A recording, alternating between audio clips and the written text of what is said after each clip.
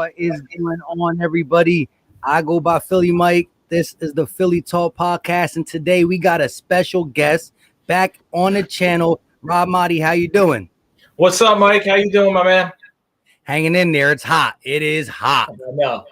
I can barely put any clothes on right now, but you know, out of respect. Out of respect for the podcast, shout out to you. I kind of feel like a major league pitcher. I'm just stripping on the mound, you know? Just stripping. There you go. The least possible. But again, shout out to everybody in the chat already. Shout out to everybody who's going to watch us on the rerun. Make sure you do me a favor. Hit that like button. It goes a long way for the content. And it's good juju for the Eagles whenever you listen to Eagle stuff. Hit the like button. Good stuff. But, you know, it's a dry spot for Eagles topics. You know, we're just coming off the Sixers loss. The Phillies are up and down. But, you know, Merrill Reese comes out, talking a little bit about Zach Ertz to Buffalo. The Zach Ertz drama has been ongoing for a while. You know, you got the fans that say, just keep him. He's Zach Ertz. You got the other fans looking at the future of the Eagles, trying to get some free cap space and worried about the growth of Dallas Goedert. What are your takes on just the Zach Ertz situation? Mike, this is a situation that's set up to get even uglier, I think, at this point. It's gone on far too long, and I can understand from the Eagles' perspective that anytime you have an asset, you want to try and maximize what you're able to get for that asset. But the Eagles also have shown a lot more loyalty in the past to players who've done far less than Zach Ertz. We're talking about a guy you don't win a Super Bowl without Zach Ertz, a terrific leader in the locker room, an excellent guy in the community, terrific in everything that he does, played that game to help them win a division title with the kidney issue, all of that stuff, right? Zach Ertz is a guy that you want on your football team, but once the decision was made to move on from Zach, and once things got the way they did and Zach wanted to move on from the Eagles, you got to make this happen for both parties. And here we are a month before training camp, and Zach is in a position where he don't know where he's going to play yet. And that's kind of unfair to him. So I can understand it flat out is unfair to Zach Ertz. So I can understand Howie Roseman and the Eagles wanting to get the most they can for an asset like Zach Ertz. But at this point, you're not getting it. It's not going to happen. You weren't getting the third-round pick because it reached the point where other teams knew that Zach Ertz is not going to be on the Philadelphia Eagles. So why should they trade a second or a third or whatever it may be when eventually they believe he'll be on the waiver wire and they can go out there and sign him as a free agent after he clears waivers? So it's got this set up to get even nastier and even uglier. And it's unfortunate. Sometimes relationships, when they reach the point where trust is lost, they got to dissolve. It happened with Carson Wentz, and it's going to happen with Zach Ertz. And it's just a matter of what are they holding on to right now? Yeah, it struck me as odd. You know, I thought he was going to get dealt around the draft. You know, heavy rumors were out about that. And it's like you put that car on the lawn.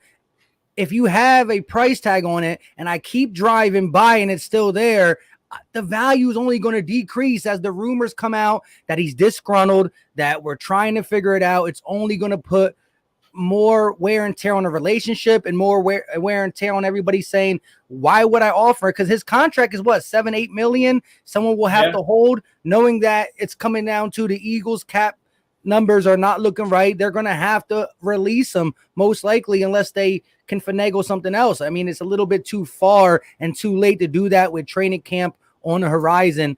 And it's really sad. You know, some of the best players that put on the Eagles midnight green, you know, you see him go to McNabb's, the Dawkins, the Reggie Whites a little bit before my time. But at least, you know, there probably were some bad blood there, but, you know, both players end up having something after. And this one looks like it's been stuck in the mud way too long. And I just don't understand, especially having Dallas Goedert there, not knowing that you could have planned a little bit sooner, better, with all the talking going on with Zach Ertz throughout the season and whatnot. But, you know, is there any... They got to separate business from personal feelings. And I believe from those I've talked to involved in this situation that this has crossed over from a business decision into a personal vendetta type of situation. And that will never turn out well for either party.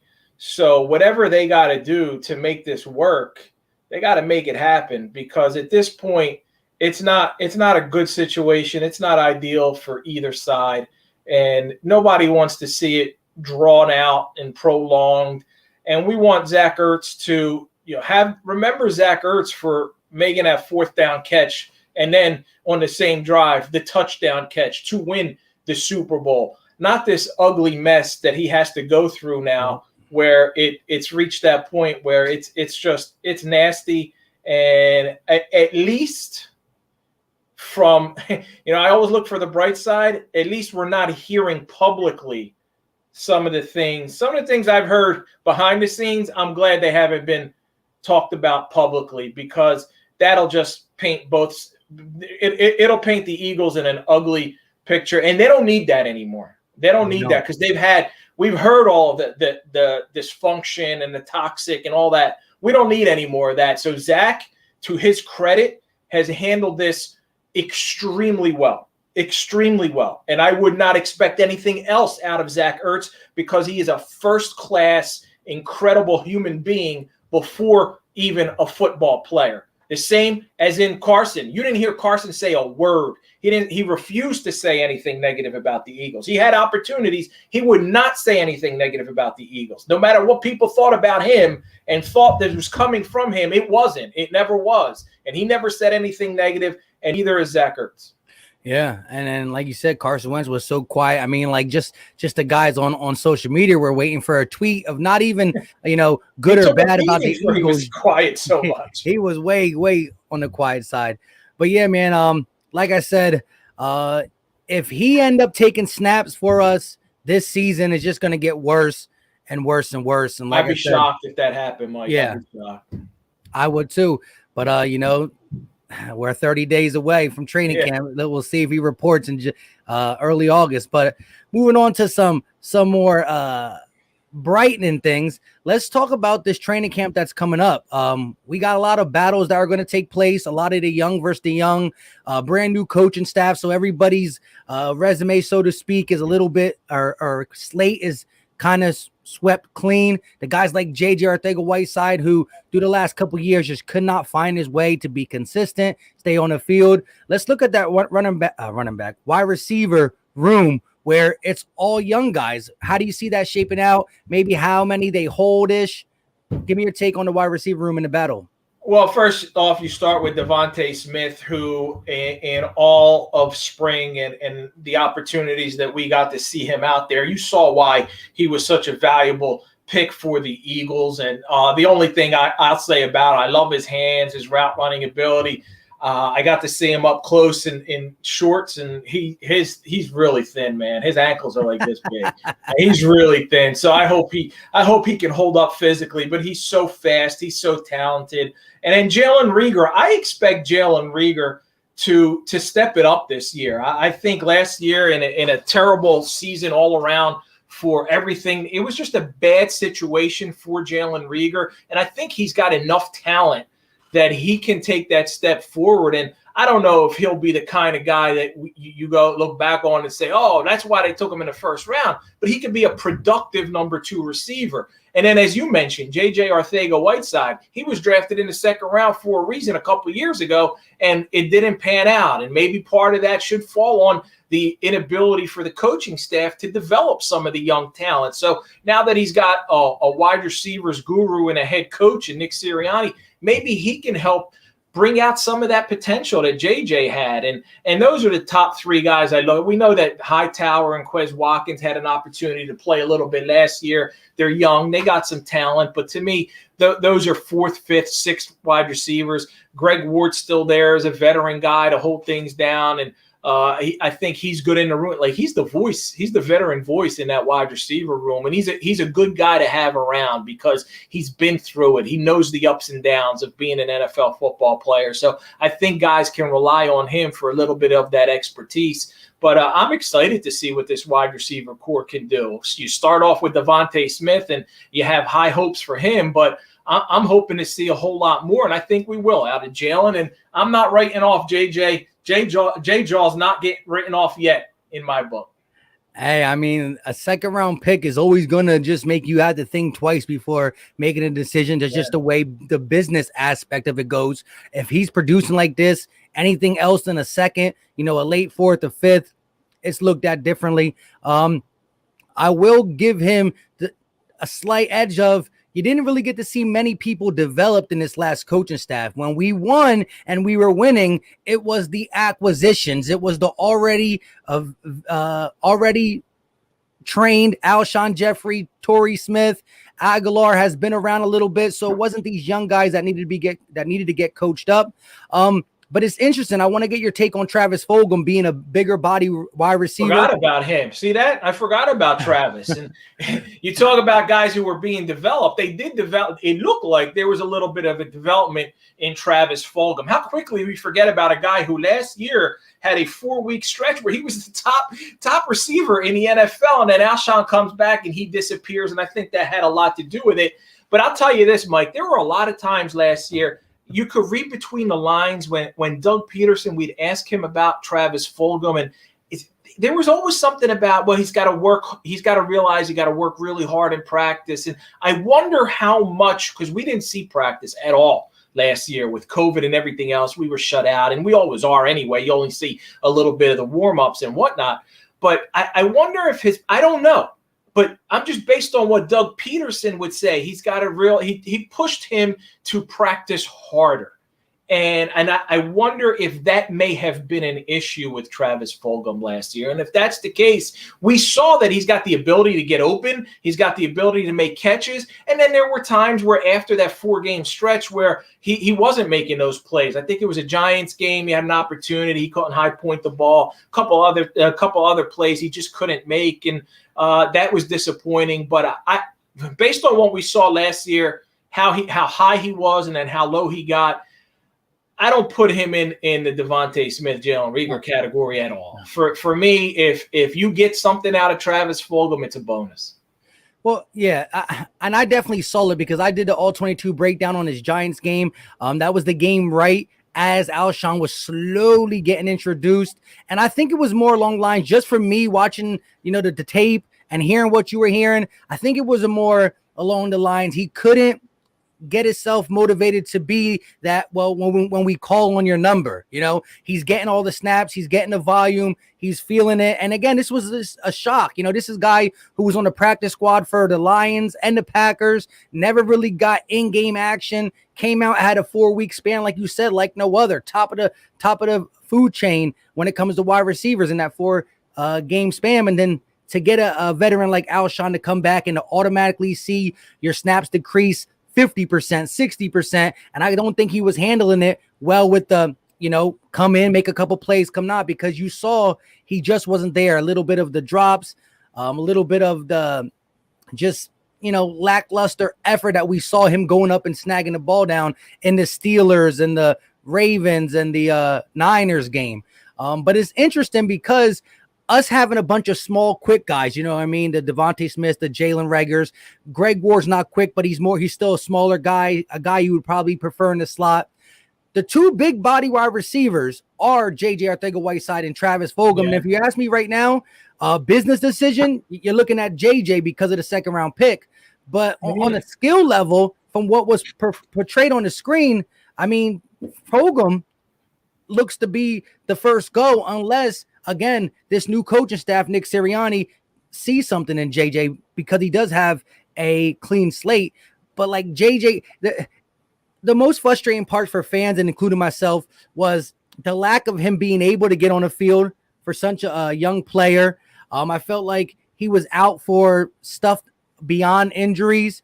And then just like the confusion, you know what I mean? There was like legit confusion in route running. Now we did see some catches, once in a while, a catch that's like, how does he do that? But he can't, get the rest of it to materialize. And I'm interested to see with younger, innovating coaches, because we're already kind of seeing it and hearing it. Motion, X and O's, all to the liking of us fans, if he can just live up to something, because it's been a pretty big letdown for a second round pick. One last thing on Travis Fulgham. Sometimes you are what they say you are, right? And here's a guy who was cut 3 times or 4, I don't know how many, I forget now. And when you've been cut that many times and other teams who have evaluated you, the Packers pretty good at evaluating talent, right? They're good at finding some guys, and they've had success at wide receiver.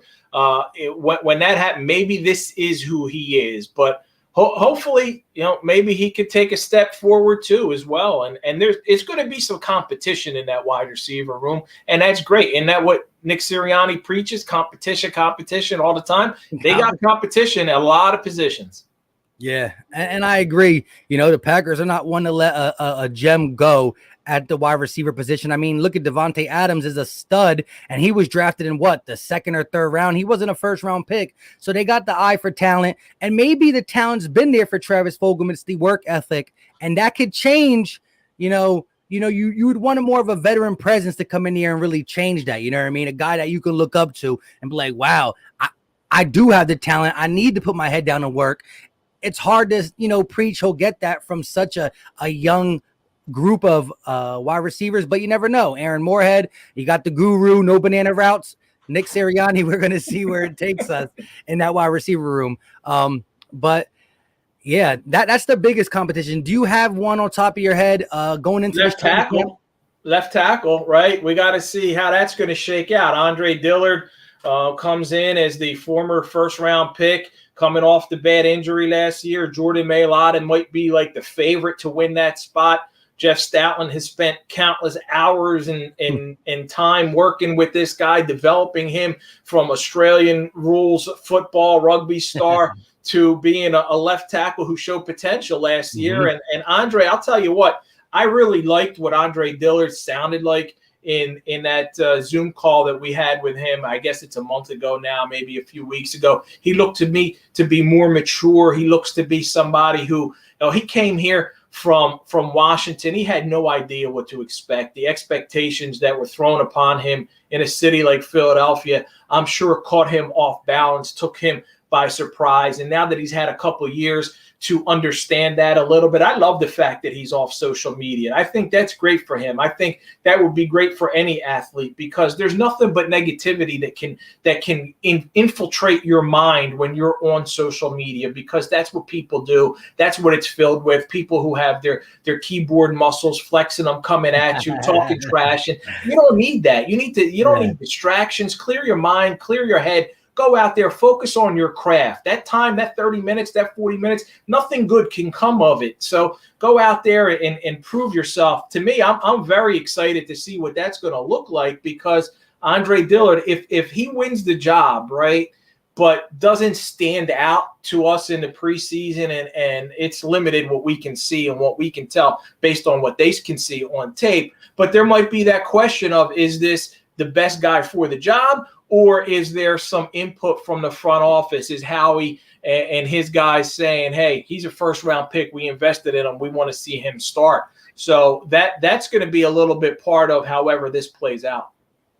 Yeah, that's definitely my opinion too. I think we saw that when it comes to vets, the Jason Peters rule, how he got put in over a guy like Mailata when he was healthy. Now, that wasn't off the pick, but that was off he's getting paid more. He's the guy. We're seeing potential from there. And Jason Peters, even though he's been hurt a lot, that last year he wasn't playing that well. He was getting beat on his own right. Yeah. But to look at Andre Dillard, I know a lot of people are down because the offseason prior to him hurting his shoulder, they said he was getting beat up a little bit in camp and stuff like that.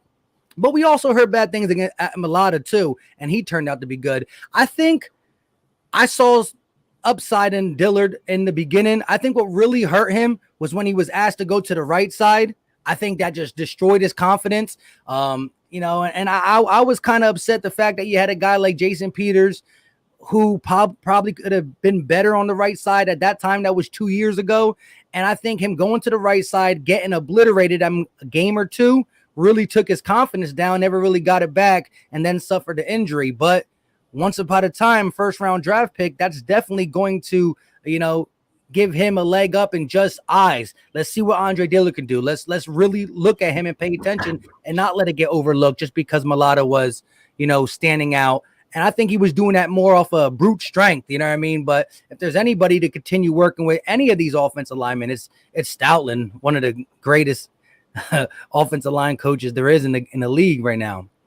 No doubt. And I think that it's one of the biggest offseason moves was the ability to keep him, the fact that he didn't leave, right? That he's staying here, that he's a holdover. He's worked with these guys. You hear Jordan Mailata praise him endlessly. Like, he developed Jordan into what he is, from a seventh round pick who never played football before into potentially a guy who's going to protect the quarterback's blind side. So I think Jeff Stoutland is maybe the MVP of the coaching staff, and he has been. He's been a holdover, right? He was there with Chip. He was there with Doug. He's there again now, and that's great to see that at least there's some continuity there.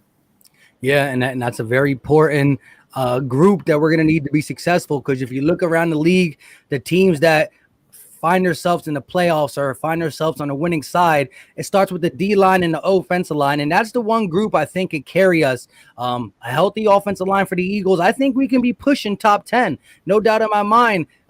We win 80% of the games when we have that right side intact. Lane Johnson, Brandon Brooks. We haven't had it intact for a while, but let's knock on wood and hopefully we get some help there. I mean, I think not to poo-poo the Doug Peterson era, because, I mean, that ring is always going to be right on the top of my head. But I don't know what it was, but we had the worst case of luck when it comes to health under that era. And it was guys who came here with a healthy build, couldn't get healthy. Guys who left here with an unhealthy build and somehow. So maybe just the everyday activity at the NovaCare complex is going to pay into these guys not getting hurt, but I don't know. But maybe some water in Philly, Mike.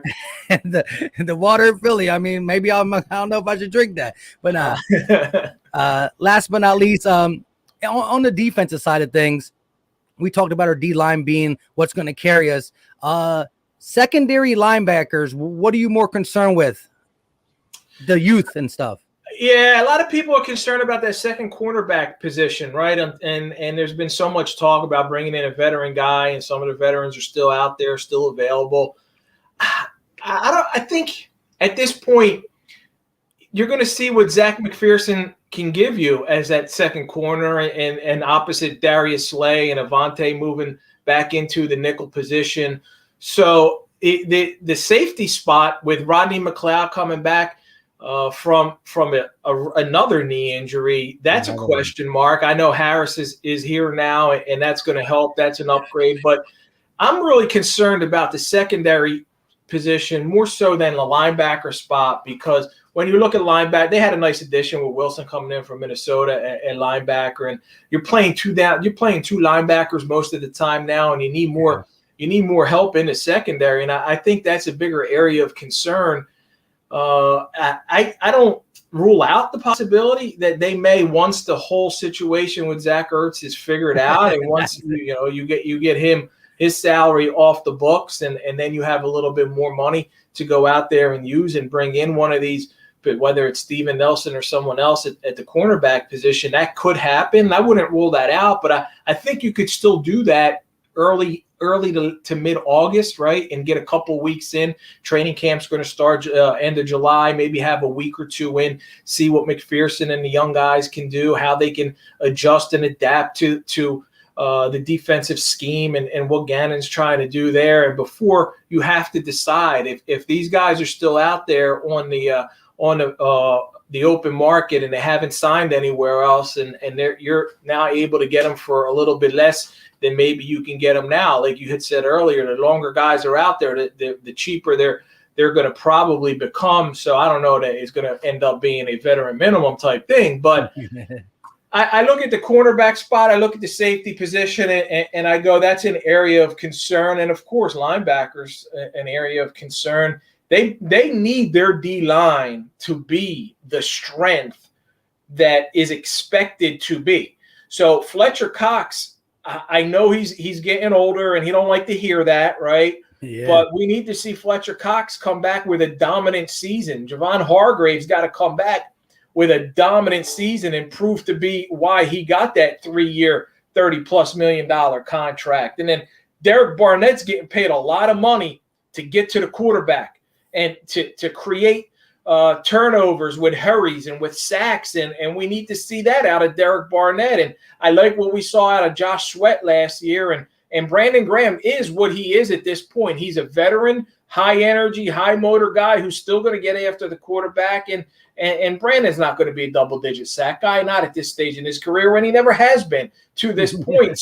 But they need the guys who are getting paid like stars on the defensive line to be stars to help that secondary. Yeah, I agree. We're going to go as our defensive line goes. A good defensive line can really up the caliber play you have outside. You know what I mean? Cornerbacks that are tasked with 3-second routes are going to fare a lot easier than 5-second routes. And we saw that in our Super Bowl run because Ronald Darby, Jalen Mills weren't nothing special, but they played better throughout the season because of the role our defensive line played. And watching, and they got torched in the Super Bowl, Mike. they did. That's why I try to say the regular season, because our defense was pretty good in the regular season. We were top, and they were great against Atlanta in the playoff game. Oh yeah, and Minnesota, yeah, but not in the Super Bowl, all-time high. But I'll take that dub no matter what. Right. But talking about the likes of the D line, I do like what we did. You know, we did keep Derek Barnett for a high price, but now the rotation of Sweat on one side and Kerrigan on the other side, possibly being our Chris Long spark, should pay dividends. But in the secondary and just Jonathan Gannon's scheme, I wanted to talk to you about that because, you know, Jim Schwartz played a lot of wide 9, so that puts a lot of pressure on the linebackers to hit them gaps in the middle. I think now more with more of a zone cover 2-ish, cover 3 scheme. Maybe some disguised blitzes. These linebackers can play a little freely. Maybe you'll have more coverage in the back. Like I said, I still can't get over the game against the Cowboys. Michael Jaquette, undrafted rookie free agent, like totally not ready. And Jim Schwartz, thank you for the Super Bowl. And I think he's a brilliant man, but I think he needs the personnel to play that defense. Mm-hmm. And I honestly think, as far as he came, who's I ain't no one to tell him, but I think sometimes he didn't adjust with, you know what, I got to play a different style defense. It's not playing to the guys I have on this field. And he left Jaquette out there just to get obliterated by any and every Cowboys wide receiver and was refusing to put safety help over the top. I know that takes away from other things, but when that is what's beating you, you got to put a Band-Aid on it just to see what they do next. You know what I mean? Yeah, I think system and scheme is going to help the Eagles. And I really like what I heard out of both Steichen, Sirianni, Gannon, talking about we're not trying to fit players into our system. We're going to cater our system and our scheme to the strengths of our players. And I think that's really important, especially in the NFL. You got to go week to week. You got to go, what do we have to do to beat this opponent this week? And if it means playing one way, do it. If it means playing another way, do it. Whatever you have to do, you cater your system, your scheme, your game plan to the strengths of your players and what your opponent's strengths and weaknesses are. And based on, I don't know, because we haven't seen them do it and implement it in a regular season yet because they haven't coached yet, but based on what we've heard from Nick Sirianni and his OC and DC, they plan on doing that. And to me, that might be able to maximize the talent of the players that the Eagles do have. And if you can get some of these guys to play to their another level, to play up, to show what they can do and show out and step it up a little bit, that's going to be on coaching. And I'm excited to see that because that can go a long way in determining 1 or 2 wins over the course of the season, if not more, Mike. I agree, and I'm not trying to say we're gonna get no Bill Belichick defense and nothing like that, but he got plug and play guys. Like for example, Patrick Chung on the Patriots, fantastic player at the scheme he's asked to do. Right, comes to the Philadelphia Eagles. I'm excited. I'm like, yeah, we got Patrick Chung, and he's getting exposed. Goes back to the Patriots and has some stellar season. And it's what you see, what they can do. It's what you ask and what you get out of them. If you're telling a guy who's more of a hitter slash tackler to play deep safety, single high, and be your coverage guy, well, you're losing what he does well. So you got to maximize his strengths. And just by doing that, it's going to help out this, if you put the players in the back end a little bit better, the defensive line is going to have to do what it does. But to finish this episode up, because we're hitting right around 30 minutes, shout out to you and shout out to everybody in the chat still. Hit the like button. Jalen Hurts, you know what I mean? A lot of things we talked about, there's a lot of positional battles. We haven't really talked about Dallas Goedert, but we did talk about Zach Ertz, and we know what Goddard can bring. Miles Sanders has upside. We saw what he could do when they actually gave him the ball. We top 10 at the bottom 10 of running the ball with our running backs. But Jalen Hurts, this season goes as far as he takes us. What are you hearing from just his work ethic continuously with the guys out there? And just, I know you must have seen Chris Sims' list, right?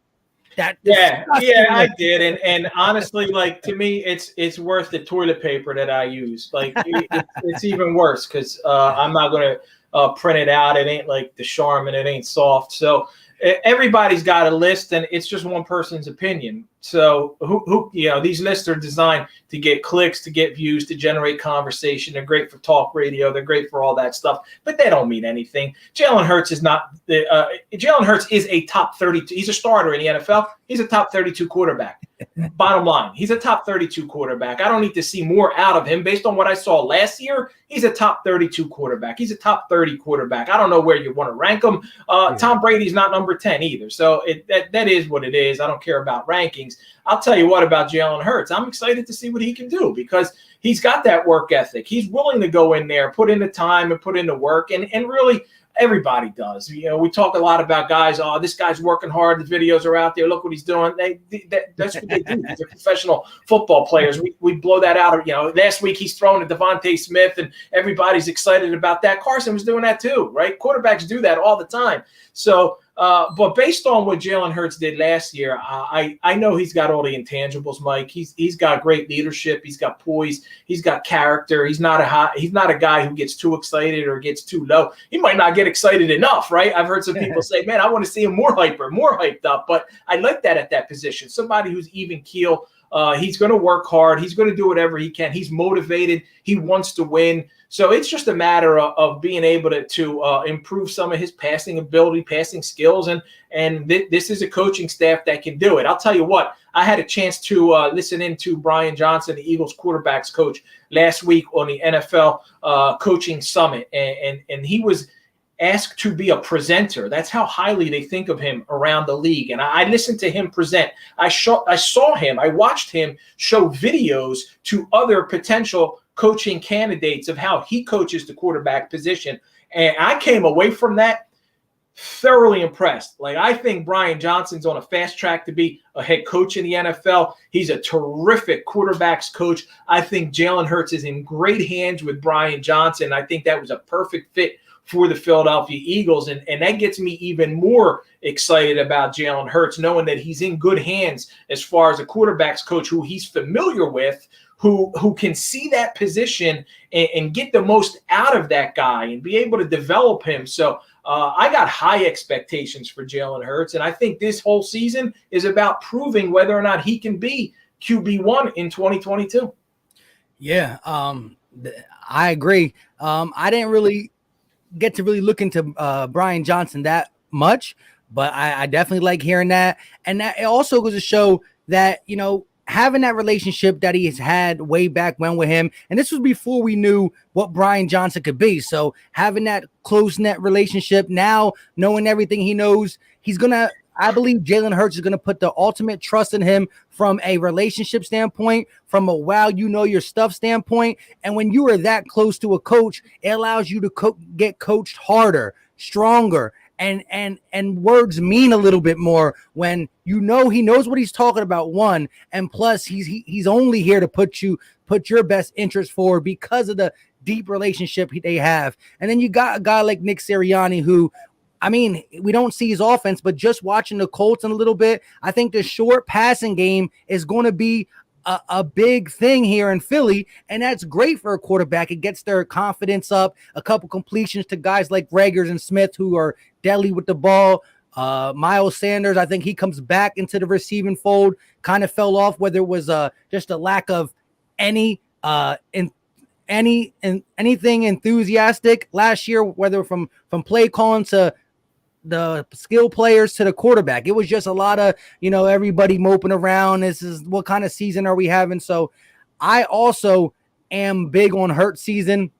I did see some things that, of course, he had to correct, but what rookie in a pandemic season on a down spiral franchise wouldn't? You know what I mean? He was put out there with the same thing Carson Wentz was, and we saw how Carson Wentz performed. And maybe the offensive line even got worse when Jalen Hurts got in. So, I mean, the stuff he came in and just put his head down and went to work with, we're going to offer him a lot more in 2021.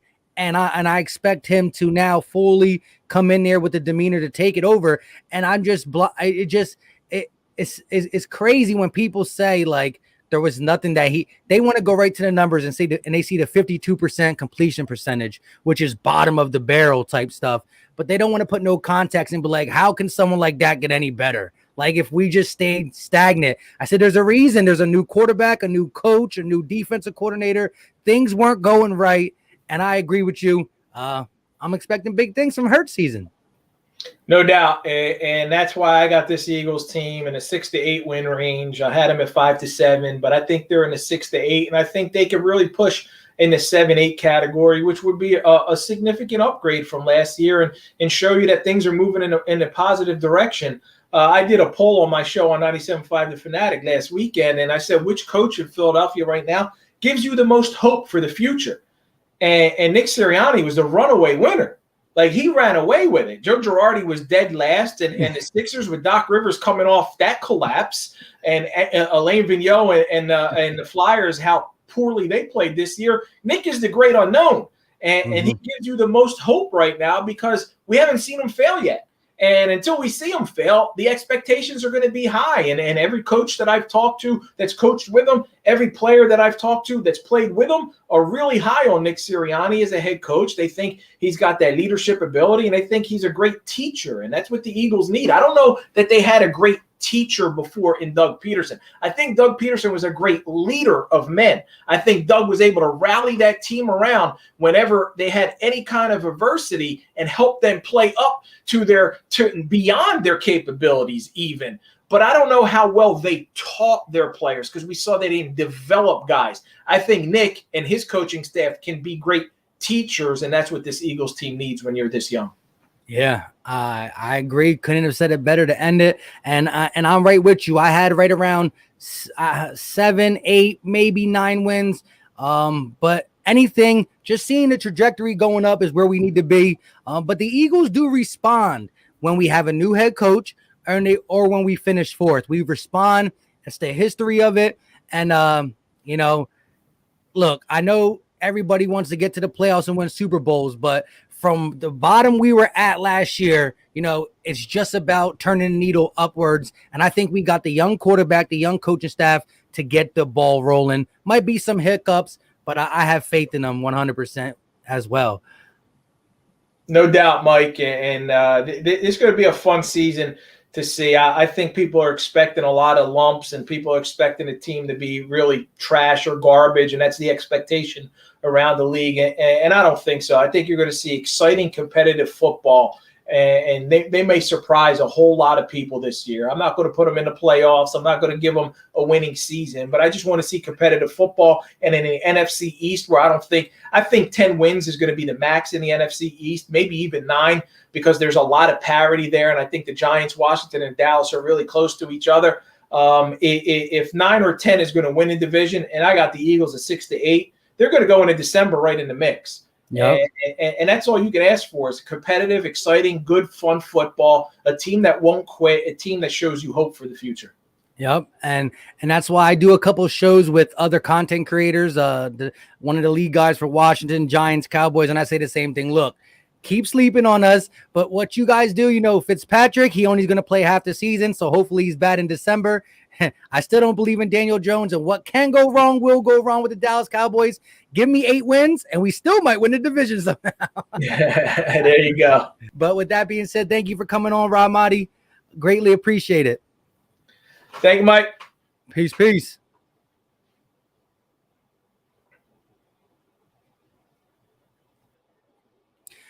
Shout out to everybody who was in here. 58 people still in here. Shout out to you guys. I'm going to go live for like 5 more minutes. Answer some of your questions. Shout out to you guys. How'd you like it? How'd you like it? I was trying to do something. I don't know why it wasn't working. Shout out to everybody in the building.